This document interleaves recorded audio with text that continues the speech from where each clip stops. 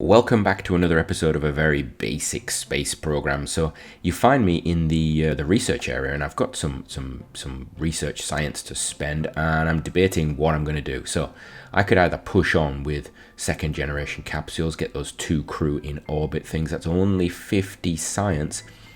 However, if I do complete that, I don't have much money right now because we've got that moon mission on way. We've got stuff going on, so I could actually potentially unlock that and then not be able to afford it.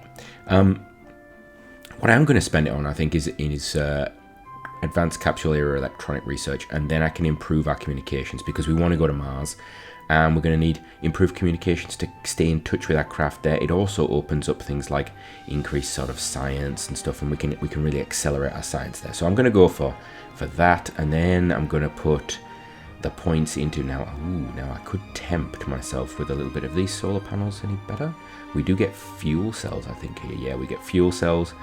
We get some more types of solar panels. We do get level 2 solar panels there, but that's out of my price range because I've got to go through here. So I'm going to get that tech.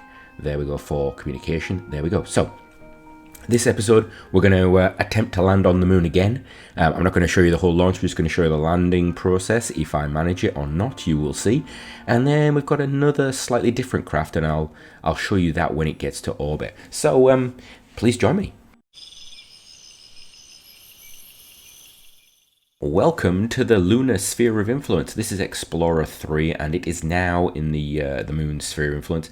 I thought I'd just stop as we get into it, just to talk to you a little bit about this, because I think Explorer 3 has had a few modifications over the other version, the Explorer 1, Explorer 2. The first thing is we've got these extra solar panels on the actual TLI stage, I suppose the initial burn to land stage, things like that. Primarily, just because I noticed in Explorer 2, we were running very tight on electricity, and if we'd have not got the right angles and things like that, we would have probably run out of electricity. So I've put those on. We don't need them on the lander. It's more a case of augmenting the lander's electricity for this upper stage section here. Other thing I did was I actually allowed feeding of fuels through this interstage here, or this decoupler. Primarily because we have very small tanks down here, and I could actually have got rid of those, and because I wanted to use up here for doing orientation. Now, in an upcoming episode, you will see that we're actually going to go to Venus. I'm actually doing that in the background at the moment, and those missions actually launched before this one, and we've used this same upper stage. But what I've actually done is I've actually put an extra. You can't really see here. There's a tiny space underneath this thruster. I put a little RCS port in there on those missions just to help with orientation, because there is less sort of orientation ports on the top craft. So yeah, that's it, reusing stages and stuff. So that's what we've basically done. We just checked volumes and capacities and things like that. So I'm going to take this close to the moon, and then we're going to start the landing process. So let's get going. Right, so we are coming in to land upon the moon, hopefully. We're gonna time warp along until we get reasonably close. Yeah, there we go, slow down a bit. Right, what do we want to try and do? I want to, let's see. I'm traveling very fast at the moment, aren't I? So I want to basically fire off my engine with 30 seconds to go. Really clip it with 30 seconds to go. Almost zero out my velocity, and then just have this thing bring us down, I think, is what I'm really looking for. So 30 seconds to go. That's very tight though. So let's try this. Let's try and get this thing 30 seconds to go sorted out. Right. We don't want to use Smart ASS because I don't think that this plays well with this craft. Sometimes you will find this. We're going to go retrograde surface is actually what I want. So there we go, retrograde surface. You can see, for some reason, Smart ASS does not like this craft. Primarily, I think because it's got these weird position of these things and they fight with each other. Stock doesn't like it either, but it is a bit more mobile. Smart ASS will actually just oscillate on the spot. It won't actually reorientate itself, which is problematic on the best of days. So there we go. Right, 20 minutes to go. If I pause this, it is because I have a cough at the moment. You can probably hear it in my voice. I've not had COVID. I've just had a horrible, horrible cough. Right. So now we are 6 minutes away. We're coming down and in. Right, you can see these are stuck on, I think, in time warp. I think it's a little graphical glitch there. We're quite a way up. I think 30 seconds up. I think 30 seconds up is the right time to do it. But it may be too late. We may end up crashing. This upper stage, actually, I should have put extra engines on and given it more of an oomph, as it were. Because the landing stage probably could have done with them, or put more RCS ports on, and or lightened it. Would have been, you know, the old Lotus saying, you know, add lightness and make faster, or make faster and add lightness. And it was Colin Chapman that used to say that. We haven't really done that on this craft. Right, so I'm going to fire some of these just to settle the tanks down a bit. And we're ready. So when I am ready at about 30, I think maybe 30 seconds, maybe 40 seconds, I don't know. We're just going to keep the tanks settled. Going to use some of that fuel up. You can see at the moment I could actually stop this on a dime almost. In fact, we could. We actually have enough to just stop it. So I'm going to fire it at 30. I'm going to fire it at 30. I'm going to go for broke. Firing at 30. There. There we go. Right. Time to land is slowly going down. It would be really nice if it went down a little less speedy than that. We should actually be catching up with it. Yeah, it's going down slowly. This is catching. I'd really like it if we got really close to it. Like really, is it going to stop? Yeah, we're now faster. Okay, that's good. That's good. We like that. We've got enough delta V just to end this. Okay. 20 seconds of that. Good. Good. Right, we can release it. Alright, is our engine on? Our engine is on. Right, and we're just slowing down now. Now we are at 1 minute 20. We're at 1 minute 20 to landing. That's good, actually. I like that. What we can actually do is... let's see, do I want to... I'm going to cut the engine. I'm going to cut the engine and let us fall a little bit. We're going to fall just a smidgen.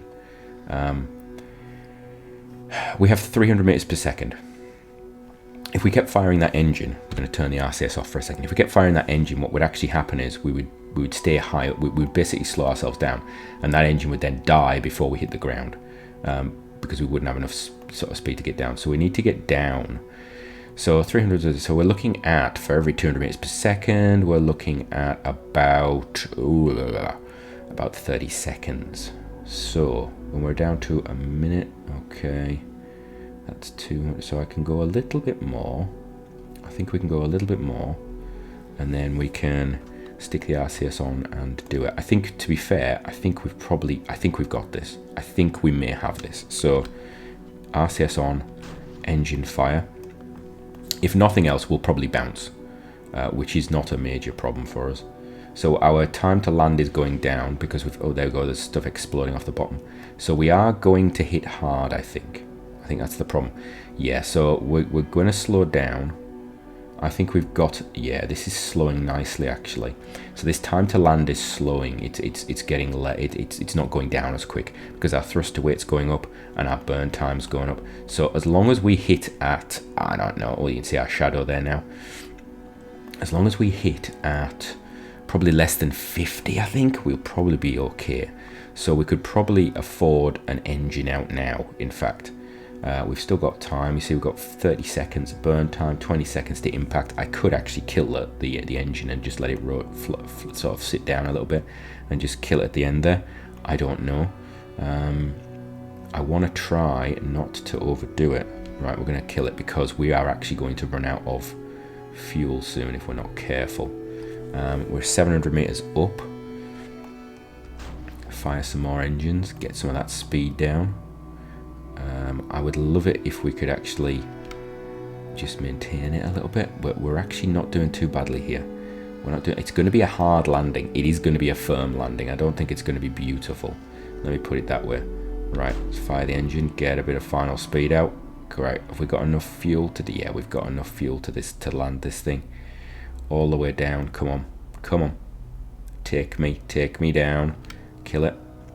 Final fire. There we go.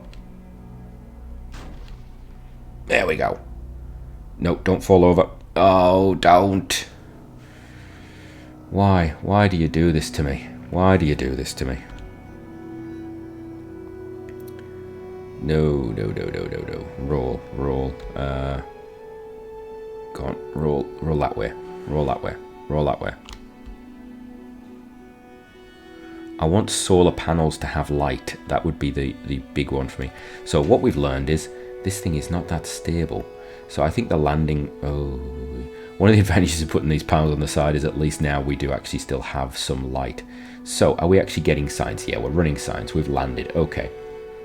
So this thing's just going to basically sit and wobble around for a moment. This is the worst landing ever, isn't it? What we should have done is actually had, thinking about the design, we should have actually had this engine with its tank, and then wrapped around it we should have had all of our avionics and stuff like that. Made it much squatter, because it's quite tall. Made it much squatter, but I decided to go for these funny little leg things. I didn't use the landing legs because I've had issue with those on, I think, the British series. We had some issues with them, shall we say. So this is upside down. Okay. And it's wobbling. So can I actually induce a little bit of anything on this? There we go. Let's get a bit of that in, a bit of this in. Goodness. Right. So we're gonna be like this. Okay. Let's see. Let's turn the avionics off. Actually, shut down the avionics. Are we getting any sunlight? Probably not. What's our? Thank you very much. Our avionics is now off. We have signal. Have we completed the mission? Let's have a look. Lunar impacted, no. Lunar landing. Transmits science data from the surface. Well, I'm trying to. Come on. So what's the first one that's going to be done? Because I actually need to make sure we don't run out of electricity. First one to be done is going to be telemetry. So we'll just keep an eye on that. And let's see if that's going to do it for us. Right, telemetry's gone. Yeah, we've got a mission complete. What's that? That is... completed. That's money in the bank. Right, this is really important to us because we were very low on money. Let me put it that way. We were in the 100,000 range. We were having problems, shall we say? Right, done, sorted, perfect. It's annoying that you can't use the upper stage as an impactor because it has to go over a certain speed, but I completely understand it. Welcome to this launch. This is actually a Javelin 3M, and it's going to do a special little mission for us, and it's something that I never normally do. And actually, while I'm thinking, let's just zero that out a bit. It's a mission I never normally do, but it's one I think I want to give a go. And that is the orbital perturbation experiment. It gets you 200 science for low space, gets you 250 for high space around Earth. It's an early science thing, and yeah, I thought let's give it a go. So. You can send up one of them, and it will take 9 years, which is a long time. We better get rid of the fairing. And now I get rid of the fairing, you can see what I'm doing. Oh, look at this. This is interesting, isn't it? Yeah, it looks a bit like Starlink, doesn't it? We've got 1, 2, 3. I think I've got 9 satellites on the top of here, and they're basically, each one of them is one of these things. It's a little science avionics core with 2 solar panels, and in the science avionics core we have orbital perturbation. We've also got micrometeorite, but I've realized that we've actually completed that, and it's actually extra weight that I shouldn't have put on because it's only worth about 8 even if I get into high space. So yeah, that's a bit of a waste. But the aim is we're gonna send this up, we're gonna put it into whatever orbit I can. It needs to be basically polar. If we have a look at this, orbital perturbation requires an inclination of at least 50 and less than 130. So we're looking at this now. We've got an inclination of 85. That's perfect. We're just going to go in polar orbit, basically, is the way I want to go for it.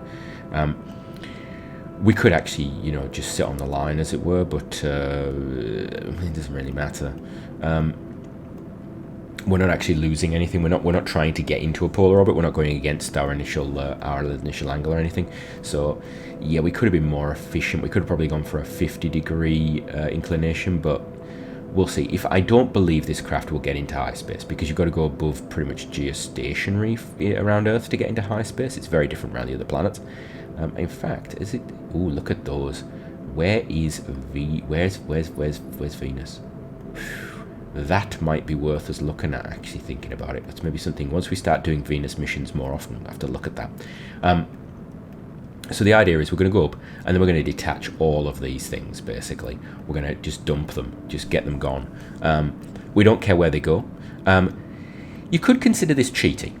Some people probably would. They would consider this cheating. I don't, because actually orbital perturbation is about the little changes and things. These things will separate out over time. You notice they're actually angled, so the decouplers will send them out at different angles. They're basically much like CubeSats. I know there's a lot of CubeSats now used for Earth photography, for orbital perturbation, for altitude readings, all sorts of interesting things like that, where you don't really need consistent sort of orientation, things like that. Now, the problem we will have with these is that these panels they're very large. First of all, because they're first gen, I think, which means they are going to degrade quite quickly. However, where's our electricity? Yeah, we've got electricity for this. However, we can go to 0 actually on this. They're not going to be orientatable because of the way they're done. So basically, we're going to have to. Some of them will work sometimes, some will work other times. We'll just have to see what happens. We have the basic science cores in there. They're the most advanced we've got, so they've got low energy usage, which is really nice for us. And we've got some transmitters in there. I'm hoping the transmitters are okay, but to be fair, one of the advantages with RP-1 at the moment is that there isn't really a hard drive sort of space capacity. There's not a limit. So I don't believe anyway. I hope there isn't. I'm assuming there isn't. I can take this off the screen, I think. Well, we'll just put it there. So there isn't really a hard drive capacity sort of limit. So you can basically have these craft with really poor antennas as long as they come back to within a certain range of an Earth station at some point. They're going to download that data. So I'm not massively worried about it. In fact, you know what we're going to do? We're going to pitch down a bit because I don't need to be going that high. Just bring that down a bit. There we go. Perfect. So there we go. Because you know what? I don't need a high apoapsis. I actually, well, that's going to be my periapsis in the end. I don't need that to be high. In fact, it's better if it's low. It's a lot better if it's low, because if it's low, that means I'm more likely to be able to communicate when I'm down there, which is important. So yeah, that's important. We'll bring that down. I'd like it to be 250 is about the max I really want to go to. These antennas should easily cover that range. It's about when there's something in line with them. So what we're going to do is we're just going to let this engine keep firing, and we're going to see how high it goes. I don't think it will make us to where we need to be, but we will see. We will see what we get to. I mean, it's not going to be geostationary. If anything, these may act as, given the tech level, I'm not sure what tech level they are. They could even act as a communications relays. I don't know. I don't think they have the bandwidth or anything like that to really use as that, but you never know. Never look a gift horse in the mouth is what my grandfather used to say. So there we go. We're going to go polar. We're going to just keep firing until this thing basically runs out of fuel. And what I could do actually is we could fire the old RCS as well. There we go. Get that going. Have we got RCS in the tanks? Oh, I need to stage it. So let's stage that and then let's fire the RCS. Oh, it's firing already because we've got the engines on. Okay, so that's just going to fire and fire that out. Let's have a look. That will take a little while. It's not going to give us much in the way of delta V, but you know what? It's anything for anything, isn't it? So we'll actually just time warp that a little bit. It takes a long time, doesn't it? I do think this M variant, the 3M, it's a very nice final form. The solids at the start are a bit aggressive for my liking. Possibly should really stage them. If we got some uprated casters and we could add some vacuum casters or something like that, it might be nice to have 4 fire and then 2 fire, that sort of thing. And I believe, is it Atlas, one of the Atlases that did that? I can't remember. And I think these tanks are too big. They're far too big. But, you know, for its purpose at the time, that was okay. I think if I was redesigning it, I would probably half the size of these tanks, because with the exception of, you know, a few missions where we've used them for on-orbit maneuvers and pushing things and stuff like that, you'd be better off making a very small little sort of push unit on the top here that you could just fire off, orientate with this and fire off, and then you're done. So yeah, possibly I would redesign this quite significantly. I probably wouldn't use it again in the way that it is, but we will see. So there we go. We're just getting to the end of all of that. Wonderful, wunderbar. And let's have a look at what we should have helium left. I believe we should have helium left as pressurant at the end. There we go. Oh no, it's all used. How exciting. Wonderful. Right. Next step. We are going to be doing some separating. So I'm going to start off with, let's try you. So decouple you. There you go. Let's jump to you, because I actually need to do this. And this is then the boring bit. You've got to go along and go, okay, I'm going to have orbital perturbation, and that's not going to run. So let's just do that. And then we'll jump back, and then it's going to do this. So we're just going to keep doing this. Let's go with you, I think. So let's decouple. Ooh, that's interesting. Have you not separated? Well, that's not a problem, because if you've not separated, it actually makes it easier for me. One of the annoying things about this is that you have to do this. So already running. It's not attached. Right. You know what we're going to do? We're just going to get rid of all of them.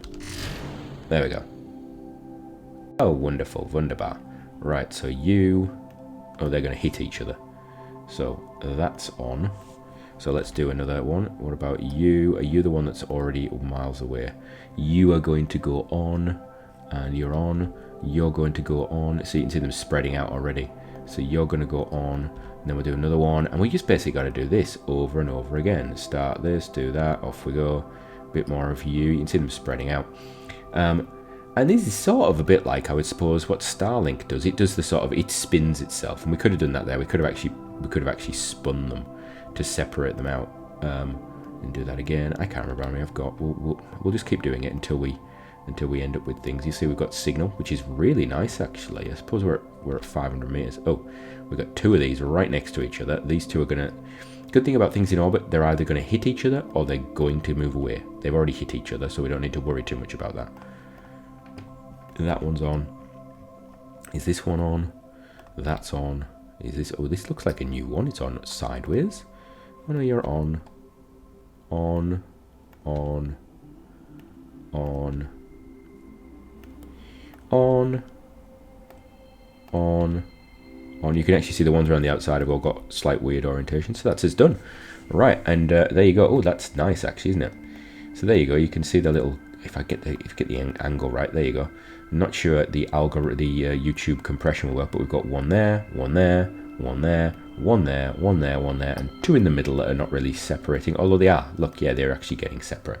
So if we go onto the map screen, let's have a look.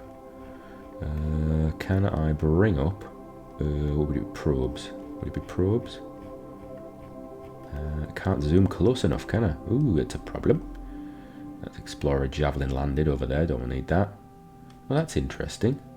That is supposed to be... Oh, I know why. Because it's... Oh, that means part of it survived its crash. Because the lander should be over there. Interesting. Right. Now, let us have a look. Are we actually getting any orbital perturbation data? That's not the correct craft. This is the one I want. Ah, now they're going over the pole. So you see how it's changing its camera view because it's going over the pole. That's quite interesting. They're rubbing against each other. You can actually see some of them there. That's one there. Can we see the others against the snow and ice? There's one there as well. Okay, so there's a little fleet of them. Let's have a look at the info. We've got 0% done. How exciting! We're good for everything. Everything's running superb.